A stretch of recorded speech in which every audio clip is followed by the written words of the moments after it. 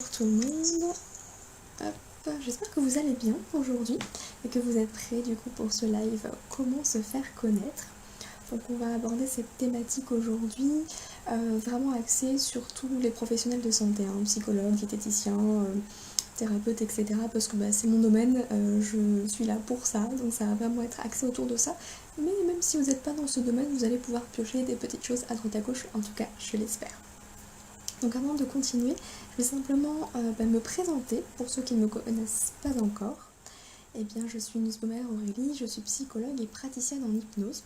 Je suis installée en libéral sur Bordeaux depuis le mois de janvier et je suis aussi entrepreneur passionnée du web marketing. Ce qui fait que je me suis créé un petit peu un job sur mesure où j'aide les professionnels de santé à vivre de leur activité libérale grâce au web. Donc en leur donnant justement les astuces en termes de référencement, de visibilité, etc. etc. Donc du coup, nous aujourd'hui, on va voir 7 idées pour se faire connaître et toucher plus de monde afin de remplir son agenda évidemment. Alors ce sont 7 idées qui me sont venues en tête. Si vous en avez d'autres, je serais ravie de pouvoir partager ça avec vous. Donc n'hésitez absolument pas à le mettre dans les commentaires, pas de soucis de ce côté-là. Donc la première idée que j'aimerais aborder avec vous, c'est d'être visible sur internet. Alors ça peut paraître bête, bateau, tout ce que vous voulez, mais je pense qu'il y a encore trop de personnes aujourd'hui qui n'ont pas de site internet ou qui ne sont pas sur les réseaux, qui n'ont pas de fiche Google My Business, alors que pour moi c'est juste indispensable. Aujourd'hui, si on n'est pas sur internet, on est nulle part. Je vais peut-être un peu loin, mais pour moi clairement internet c'est la base de tout. Donc avoir un site, c'est déjà un premier pas pour justement être visible sur le web.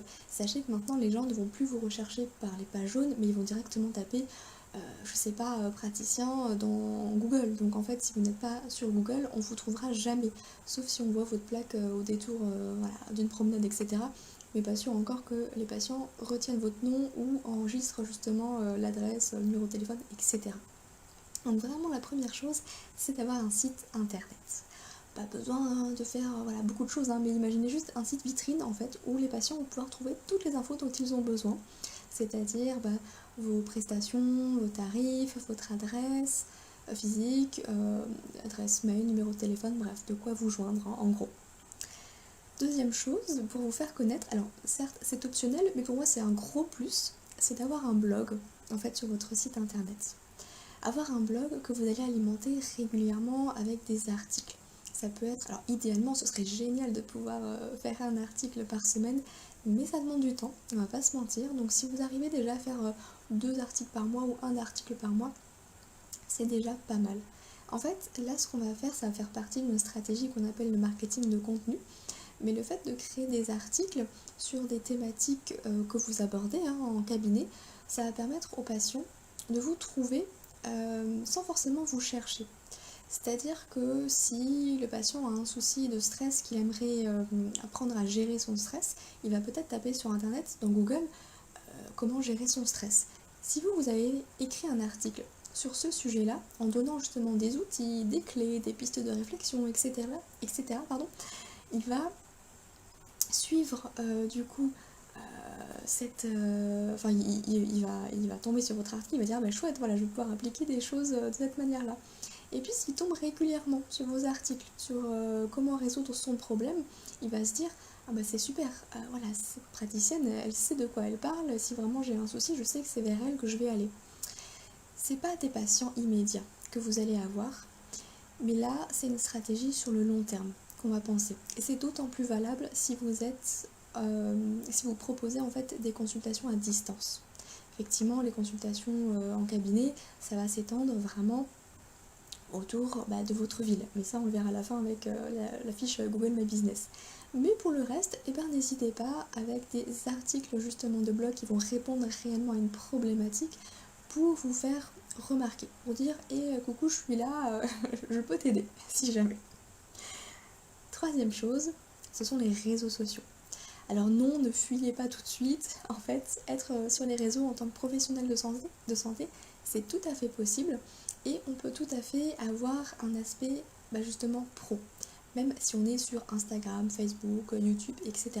Il existe plein de professionnels de santé maintenant qui sont justement sur les réseaux, et je trouve ça génial parce que ça véhicule justement une info importante, mais toujours de manière professionnelle. Ça rend accessible en fait justement ces données-là, et le fait d'avoir accès à un praticien avant même d'aller le voir, de prendre le téléphone, de l'appeler, il y a une certaine relation de confiance qui commence à s'installer, mine de rien.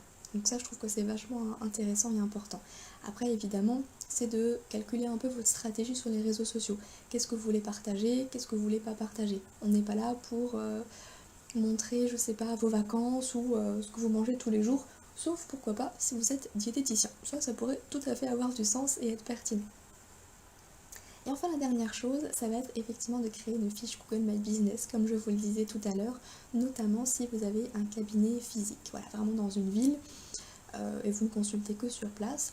Mais là, c'est juste indispensable pour ressortir à la fois dans les résultats Google, mais dans les résultats Google Maps également. Mais vous verrez, je vous en parlerai à la fin en plus en détail justement de cette fiche Google My Business. Donc ça c'était pour le premier point, être visible sur Internet. Deuxième point que je voudrais partager avec vous, c'est le fait d'organiser des événements. Alors je n'ai pas précisé, mais tout ça, vous piochez ce que vous voulez dans tout, hein. J'ai pas la réponse absolue ou quoi que ce soit, c'est pas exhaustif non plus. Je vous donne simplement ce que j'ai pu entendre, ce que j'ai pu tester, parce que j'ai pas tout testé non plus. Donc voilà. Le fait d'organiser des événements, que ce soit des ateliers découvertes sur place, ou bien des lives sur les réseaux sociaux, là comme ce soir, ou bien même des conférences dans les librairies, etc. Et c'est vachement intéressant pour vous faire connaître. Rien que le fait de présenter un atelier découverte, par exemple dans un café, dans un environnement agréable, c'est super chouette parce que ça permettra de vous faire connaître dans un rayon, dans une ville en fait, dans la ville dans laquelle vous exercez. Donc choisissez un café qui est pas très loin de votre cabinet, hein. Comme ça, tant qu'à faire, on cible déjà la patientèle. Moi c'est ce que j'ai fait, j'ai fait un atelier découverte autour de l'hypnose au mois de février. Effectivement c'était vachement intéressant, même pour moi finalement de pouvoir exposer tout ça, hein, c'était très intéressant. Et le confinement est tombé, je devais en faire un deuxième en avril, mais du coup j'ai décidé de le dématérialiser et je l'ai fait en live sur Facebook, notamment cet atelier de découverte. Et là je voudrais vous partager des stats avec vous, parce que finalement ce live là, il a eu une portée juste énorme. Il a eu plus de 300 000, 3700 vues, pardon, 300 000, j'abuse un peu. Il y a eu plus de 3700 vues, alors que sur ma page Facebook, on est moins d'une centaine, hein. Donc vraiment, ça a eu une portée de folie, donc ça permet aussi de vous faire connaître auprès de personnes qui n'ont jamais entendu parler de vous, à travers les partages, les commentaires, les likes, etc. Ça augmente votre visibilité. Et faire des conférences dans les librairies, écoutez, je trouve que c'est un bon moyen aussi pour asseoir un peu son expertise, se faire connaître, etc. Jamais tenté, mais voilà, je trouve que c'est une piste intéressante à explorer. Troisième point, on va parler maintenant de la presse locale. Je ne l'ai pas testé non plus, mais j'ai entendu que ça pouvait être hyper intéressant. J'ai un collègue qui a fait ça. Vous pouvez vous présenter, voilà, justement auprès de la mairie. Il me semble qu'ils sont les journaux locaux, hein, auprès de la mairie, donc vous pouvez demander à avoir un encart pour présenter l'ouverture de votre cabinet, ce que vous faites, etc. Vous pouvez aussi demander aux journaux gratuits, hein, qui sont distribués dans la rue. Bon là, pas sûr que ça ait une vraie portée, parce qu'en général les journaux, on les lit vite fait et puis on les balance. Mais voilà, c'est une piste à explorer également. Et enfin la radio, oui, votre radio locale aussi. Vous pouvez tout à fait la contacter pour parler un petit peu de ce que vous faites, du fait que vous avez ouvert votre cabinet, peut-être même du fait que vous présentez des ateliers découvertes, etc. Donc ça c'est aussi un bon moyen pour toucher du public localement en fait. Mais vraiment, n'hésitez pas. De toute façon, vous n'avez rien à perdre. Au pire, vous dites non, vous passez à autre chose, j'ai envie de vous dire. Donc voilà, ça peut être aussi un très bon moyen de se faire connaître davantage. Ensuite, quatrième point, mon point préféré, c'est créer du contenu. C'est partir sur une stratégie de marketing de contenu. Et là, en fait, simplement l'idée, c'est de créer du contenu sous format d'article, sous format de vidéo, sous format podcast, pour apporter une réponse, pour apporter une solution à un problème. Toujours dans votre thématique, hein, bien sûr, hein. Par exemple, pour mon cabinet, j'ai créé un podcast qui s'appelle Écoute-toi et je parle justement de psychologie, d'hypnose, de développement personnel et de la perte de poids, du mindset, etc. J'axe vraiment autour de ce que je fais en cabinet, sinon ça n'aurait pas de sens, pour être découverte effectivement d'une autre manière. Et le fait que les gens entendent votre voix aussi, que ce soit à travers un podcast, à travers une vidéo, et bien ça crée un lien supplémentaire que juste si on vous voyait en photo sur Google, etc. Il y a un petit truc en plus. Vous voyez, aujourd'hui on va chercher davantage à créer du lien avant même de passer à la prise de rendez-vous. Donc vraiment la création de contenu, je trouve que c'est vraiment extrêmement fort, surtout si vous maîtrisez le référencement, etc. Et Pinterest, dont je parle tout le temps, je crois que je vais vous faire un live spécial là-dessus parce que c'est juste indispensable. C'est vraiment un super moyen pour accroître votre visibilité, notamment si vous faites aussi des consultations à distance. Mais là, ça ouvre le champ des possibles. Là, on se limite plus à la localisation et ça, c'est top. Mais ça fera l'objet d'un live à part entière parce qu'il y a beaucoup à dire et il y a beaucoup à en retirer aussi. Ensuite, eh bien, le 5e point, c'est montrez-vous. Montrez-vous le plus possible, toujours dans ce souci de créer une relation de confiance. En fait, le fait de vous montrer, c'est pas juste pour dire hey, voilà, je suis là et puis je fais ci, je fais ça, c'est pas égocentrique. Non, au contraire, même si vous n'aimez pas votre tête, si vous n'aimez pas votre voix, etc., forcez-vous juste à vous montrer de temps en temps parce que ça va aider aux personnes à mettre un nom sur un visage, à savoir un petit peu si votre façon de parler, ça leur convient ou pas. Parce que mine de rien, on reste humain, donc le fait de faire la démarche pour aller voir un professionnel de santé, ça peut passer, mais ça peut aussi casser, hein, parce que voilà, on est humain, donc on n'accroche pas avec tout le monde. Donc d'avoir déjà un premier, je sais pas comment on pourrait dire ça, mais un premier point de contact, effectivement, même si c'est que de leur côté, ça permet de effectivement se dire ok, c'est vraiment vers elle que je veux aller, ou au contraire, non, ça me convient pas, je vais voir ailleurs. Donc voilà, je sais que c'est le point le plus compliqué, je pense, hein, montrez-vous. C'est d'ailleurs celui sur lequel je me challenge aussi moi personnellement. Donc c'est une bonne manière pour vous faire connaître et n'hésitez pas, quand vous allez chercher du pain à la boulangerie, à en parler en fait, parler de votre activité, de ce que vous faites, à n'importe qui. C'est vraiment ça qui va aider aussi, hein, le bouche à oreille, donc ne lésignez pas sur les contacts. Ensuite, je voudrais parler d'un 6e point, qui est la création d'un freebie. Alors un freebie, en fait, c'est un cadeau gratuit, c'est quelque chose qu'on va offrir en échange d'une adresse mail. Là, ça va être utile uniquement pour les personnes qui ont mis en place une newsletter et qui veulent justement augmenter leur newsletter pour éventuellement vendre des formations plus tard, proposer des ateliers payants, etc. C'est de se constituer une base client, entre guillemets. Et là, l'idée, c'est que pour que les personnes puissent vous donner leur adresse mail, il faut que vous leur donniez quelque chose de valeur en échange. Aujourd'hui, les gens ne vous laissent plus leur mail juste pour avoir de vos nouvelles de temps en temps ou pour voir quel article est sorti sur votre blog dernièrement. Ça, c'est fini, on est envahi de mails. Moi-même, je fais le tri régulièrement. Et ce qui m'agace au plus haut point, c'est que quand on se désinscrit d'une newsletter, d'avoir un mail encore de cette même marque le lendemain, voilà quoi, c'est super agaçant. Donc clairement aujourd'hui, on réfléchit à 2 fois avant de donner son adresse mail. Donc là, il faut vraiment une bonne excuse pour la laisser.